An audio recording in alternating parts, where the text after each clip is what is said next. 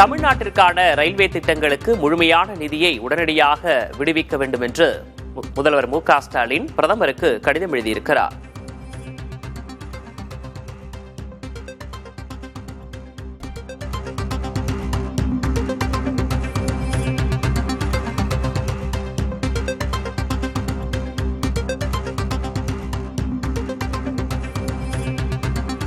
தமிழ்நாட்டிற்கான railway திட்டங்களுக்கு முழுமையான நிதியை உடனடியாக விடுவிக்க வேண்டும் என்று முதல்வர் மு.க.ஸ்டாலின் பிரதமர் மோடிக்கு கடிதம் எழுதியிருக்கிறார். இது தொடர்பான கூடுதல் விவரங்களை செய்தியாளர் ரமேஷிடம் கேட்கலாம். ரமேஷ், பிரதமர் மோடிக்கு எழுதியுள்ள கடிதத்தில் வேறு என்னென்ன விஷயங்களை குறிப்பிட்டிருக்கிறார் முதல்வர்?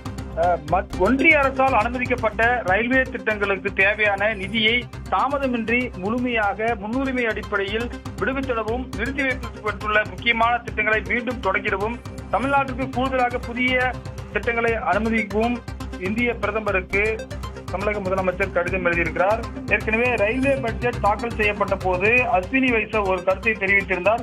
தமிழகத்தில் நில எடுப்பு பணிகளுக்கு தமிழக அரசு உதவி செய்யவில்லை என்று ஒரு கருத்தை தெரிவித்திருந்தார். இந்த நிலையில் தற்போது அதற்கான விளக்கம் சொல்லப்பட்டிருக்கிறது. ரயில்வே திட்டங்களை செயல்படுத்துவதற்காக 2500 ஹெக்டேர் பரப்புள்ள நிலங்களை கையப்படுத்துவதற்கு நிர்வாக ஒப்புதல் வழங்கப்பட்டுள்ளதாகவும், இதில் 931 ஹெக்டேர் பரப்புள்ள நிலங்களுக்கு ரயில்வே துறை நிதியை ஒதுக்கவில்லை என்றும் குறிப்பிட்டுள்ள முதலமைச்சர், ரயில்வே துறையிடமிருந்து சமீபத்தில் திருத்தப்பட்ட நிலத்திட்ட அட்டவணை பெறப்பட்ட 2 திட்டங்களுக்கு தேவையான நிலங்களை கையகப்படுத்துவதற்கு நிர்வாக அனுமதி செயல்பாட்டில் இருப்பதாகவும் அவர் தெரிவித்திருக்கிறார். அதேபோல தமிழ்நாட்டில் செயல்படுத்தப்படும் முக்கியமான திட்டங்களான திண்டிவனம் நகரி அகல ரயில் பாதை, மதுரை தூத்துக்குடி அகல ரயில் பாதை, அதேபோல மணியாச்சி நாகர்கோயில் அகல ரயில் பாதை, கன்னியாகுமரி நாகர்கோயில் அகல ரயில் பாதை இரட்டிப்பாக்குதல் உள்ளிட்ட பல்வேறு திட்டங்களுக்காக தமிழக அரசு சார்பில் நிலம் கையகப்படுத்தும் பணிகள் முழுமையாக நிறைவடைந்துள்ளதாகவும், எனவே இந்த திட்டத்தை செயல்படுத்துவதற்கு மத்திய அரசு உதவி செய்ய வேண்டும் என்றும் அவர் சொல்லியிருக்கிறார்.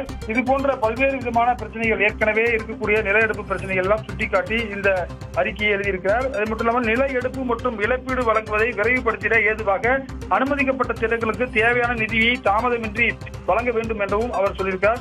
ஏற்கனவே அஸ்வினி வைஷ்ணவ் சொன்ன கருத்திற்கு முதலமைச்சர் தற்போது பதில் கொடுத்திருக்கிறார். கூடுதல் விவரங்களுக்கு நன்றி ரமேஷ்.